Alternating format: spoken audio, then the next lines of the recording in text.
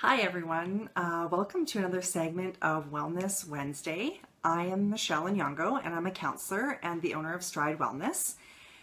And I have a pretty interesting topic today. I'm going to be talking to you about emotion regulation.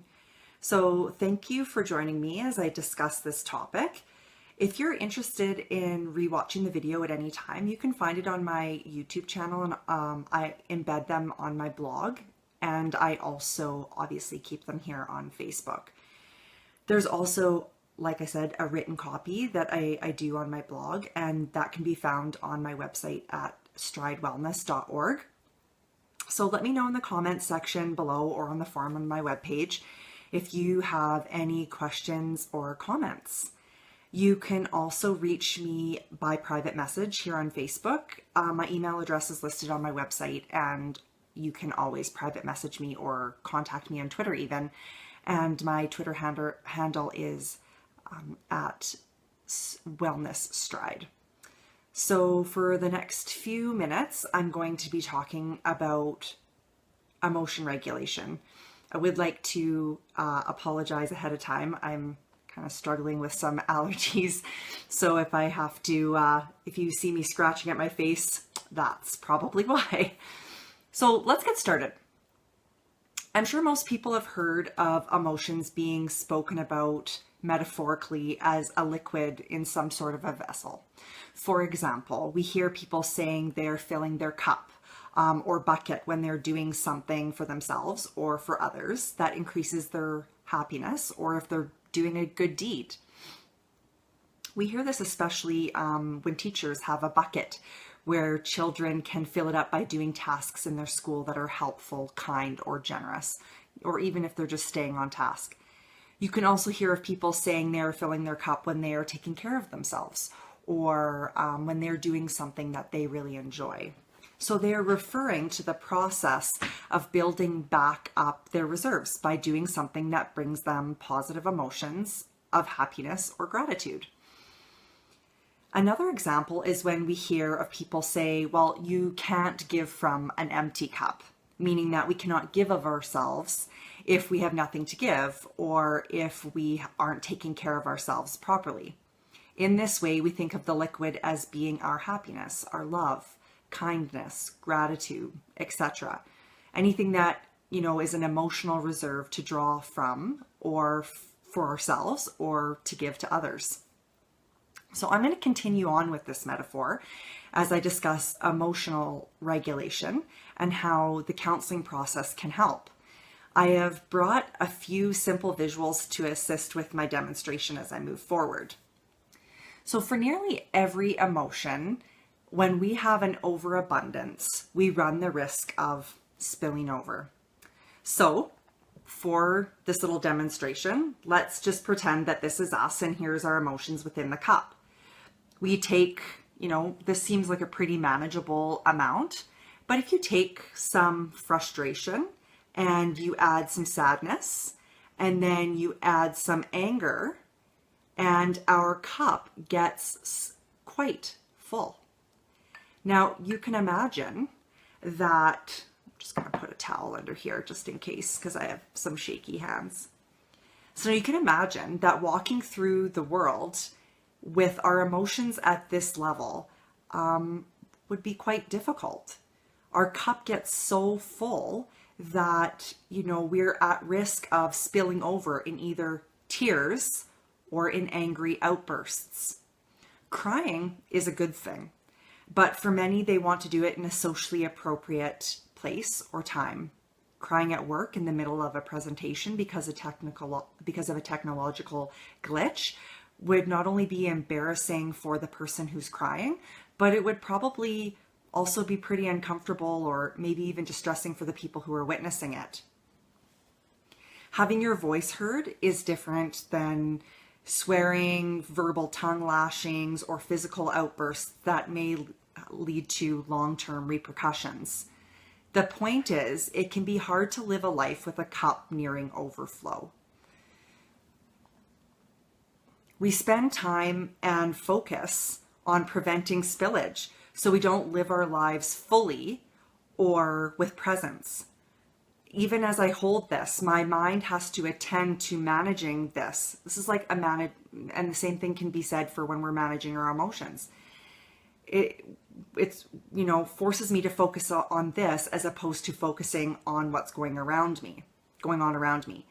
So I'm going to put this down so I can focus.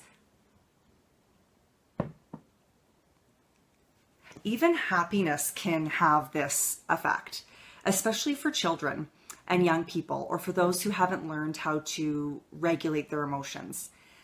Just think of how many times you've seen a child cry at their birthday party and have a total meltdown. This is a result often of an overflow of emotion, even a good one. Thanks, Crystal, for joining. I'm just here on Wellness Wednesday talking about emotional regulation.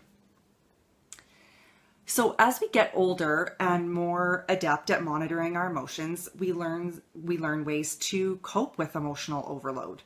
We cry at appropriate times, we name our emotions, we talk things out, we exercise, we practice gratitude, mindfulness, relaxation, and deep breathing.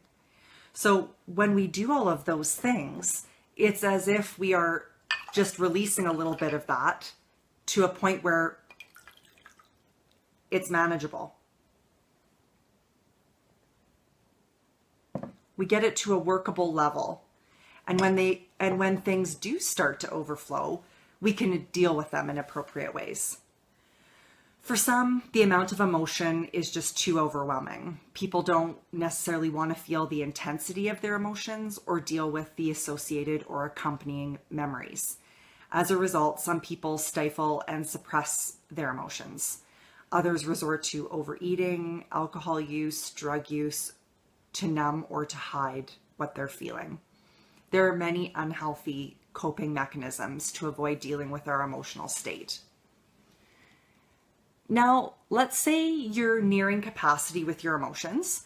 Let's pretend, for the sake of this demonstration and to kind of continue on with the metaphor, that our emotions are a pop bottle. We are going about our day and managing to keep our emotions properly contained or appropriately contained. There are many antecedent events, especially for children and teens or those who haven't learned to emotionally regulate, that can lead to overflow. Even for myself, I have a more difficult time regulating my emotions when I am tired, when I'm feeling sick, or when my routine has changed. For others, this may be the case when they've had their medication changed. If they're in a situation where they're fearful, anxious, they've been surprised, or anything that really leads to any form of stress, it can have a similar consequence. All of the events act to shake up our emotions to a point where they're fizzing. We reach a level where the pressure becomes uncomfortable. Most people know opening the lid would probably relieve some of the pressure and be of some assistance. But for some, there's a concern that if they open the lid, they're not going to be able to control or contain what happens when it's opened. Nobody likes to feel like they're totally out of control. So what can we do in this situation? There are 3 things, and I'm just going to go over them quickly here. The first is to stop. Just slow down for a bit and let things settle down. If you have a child, teach them to take a deep breath. When we've settled, we can open the lid and hopefully prevent a total, overflow. There might be some, but hopefully it will be in a place where we feel comfortable or in a way where we can recover from. Number 2 is engage in activities that prevent pressure. So by reducing stress or expressing our emotions regularly, that means our cup doesn't get too full or the bottle doesn't get too shaken up. When we practice good stress management, it's amazing how resilient we can become to change. Our ability to regulate our emotions becomes exponentially more effective. And third, when the pressure gets too high, I'm just going to kind of give a little bit of a demonstration. So if we shake this up, and if this bottle were full of pop, it's actually full of water. If I just cracked it open, we would expect that there could be a mess. But if we shook it and then slowly opened it and then closed it quickly, we could release a small amount of pressure. So that's the beauty of counseling. Trained counselors can help with any three of those of the suggestions. Counselors create a safe space for when overflow occurs, and they can also teach us skills to recover. Counselors and therapists can provide resources, techniques, and tools to reduce and prevent stress. When the cause of the pressure isn't evident, they can also assist in identifying the source so it can be addressed. Mental health professionals can also provide a safe and confidential space to help release a small amount of the pressure. They can help to open it up and then facilitate containment.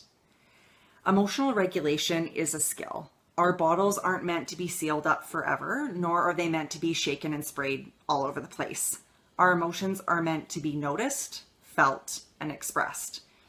So if you would like assistance with any three of those suggestions, please contact me. Remember that life situations will put us in positions that will shake us past any point of regulation. There are things that we cannot prepare for. If you have found yourself in one of those situations, I would feel privileged to assist you with that. So that brings me to the end of this Wellness Wednesday. Thank you again so much for joining me. Please like, share, comment, and subscribe. And have a great Canada Day. Take care and be well.